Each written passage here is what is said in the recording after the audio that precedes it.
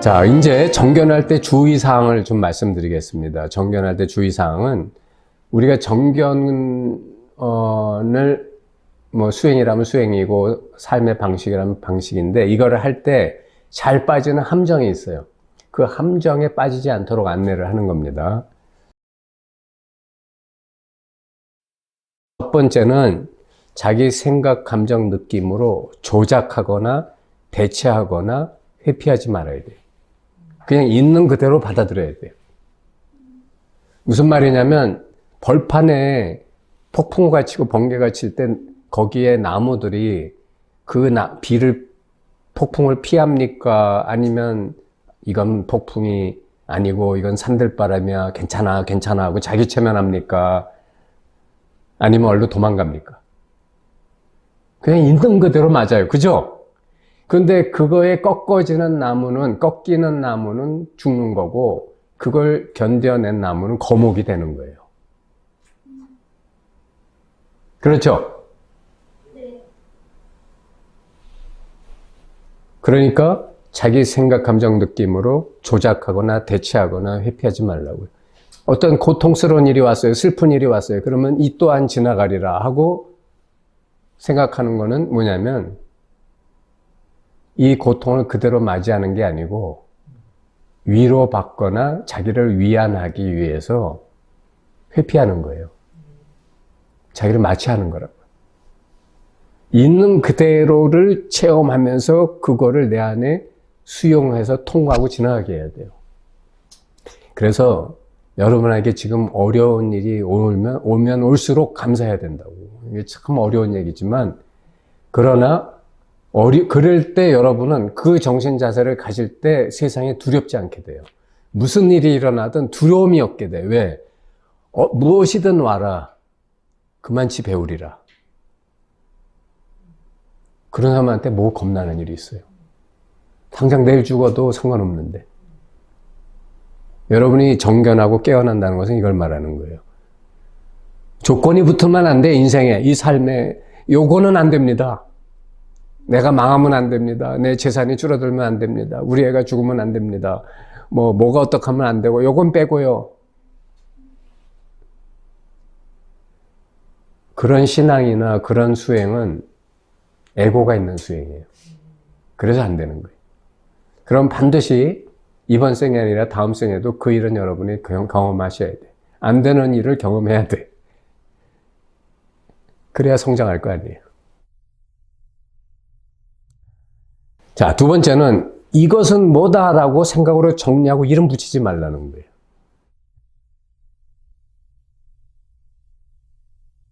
공한데 왜 이름을 만들어 붙이고 그걸 실체로 만드냐고. 공할 뿐이에요. 세 번째, 생각, 감정, 느낌으로 어떤 좋은 체험이 왔을 때 그거를 붙들고 정보화하지 말고 그냥 패스시켜요. 대부분의 사람이 깨달음을 얻을 때 가장 빠지는 좋은 체험이 올 수가 있어요. 많이 와요.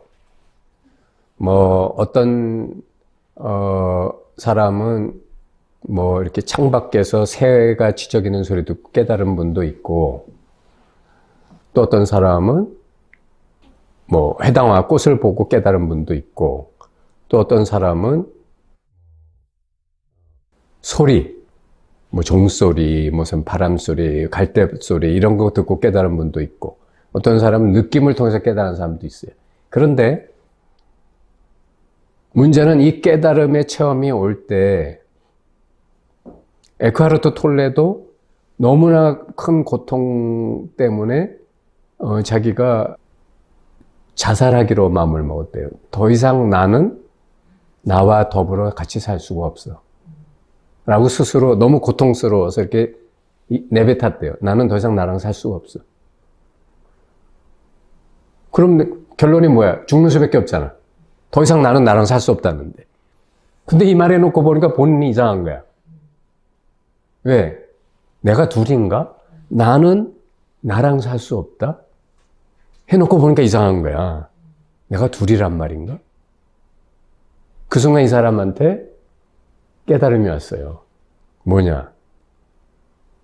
이렇게 괴로워하고 있는 나라는 것은 실상이 아니구나. 를 깨달은 거예요. 이거의 공성을 깨달은 거예요. 이건 내가 만들어서 붙들고 있는 거구나.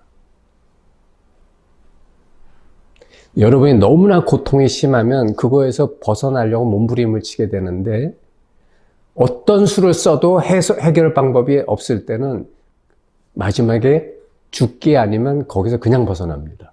그게 해탈이에요. 저도 그런 경험이 있었어요, 옛날에.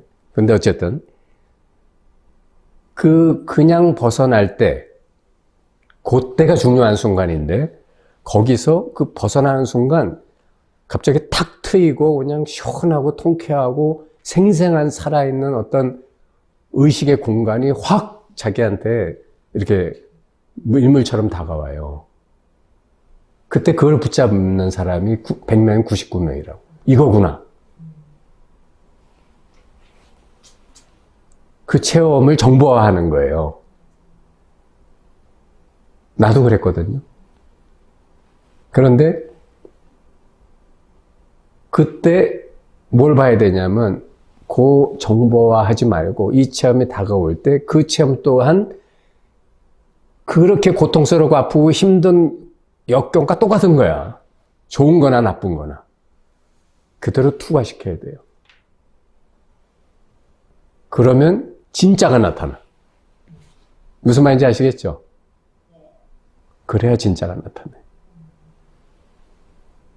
마지막으로 정견할 때 주의사항 중에 하나가 뭐냐면 처음에는 어떻게 하려는 의도를 갖고 뭔가를 보고 집중하는 거로 시작하지만 나중에 이게 어느 정도 수준에 올라가서 임계점을 딱 넘으면 무심한데 그냥 보고 있는 눈길을 알게 돼요. 여러분 잘 생각해 봐요. 여러분이 정말 행복하고 편안하고 평화로울 때, 더 이상 바랄 것이 없을 때 여러분은 정말 무심한데 모든 게 이렇게 잘 보이고 느껴지고 그리고 들리는 존재 상태에 있게 돼요. 그죠? 아무것도 안 해도 무심한데 잘 보이고 있어. 보이는 눈길을 느껴. 그죠? 저절로 보이고 저절로 비춰지는 이 내면의 시선을 알게 돼. 그거로 있어요. 그죠?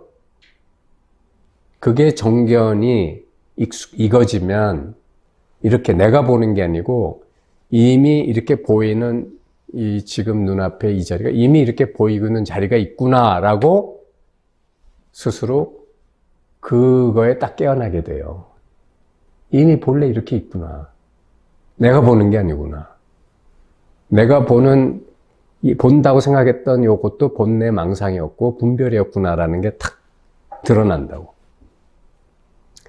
그래야 제대로 정견을 시작하는 거예요. 그 전까지는 정견을 하기 위한 준비 운동이야. 아시겠죠? 그렇게 정견이 딱 안목이 열려도 살다 보면은 온갖 힘든 일, 귀찮은 일, 아픈 일, 고통스러운 일들이 그걸 흔들어요. 안 그러겠어요? 그렇죠? 그 흔들 때 다시 생각, 감정, 느낌으로 빠져드느냐 아니면 이 정견의 안목을 가지고 있으면 그 다음에는 이 생각, 감정, 느낌이 움직이더라도 그리고 그 내용이 전개되더라도 그게 다 보여요. 그렇게 돼야 돼요. 즉 생각을 하지만 생각에 빠지질 않는 거야. 느끼지만 느낌 속에 빠지지 않는 거야. 감정도 일어나요. 슬픔은 슬픈 게 일어나지만 슬픔 속에 빠지질 않는 거야.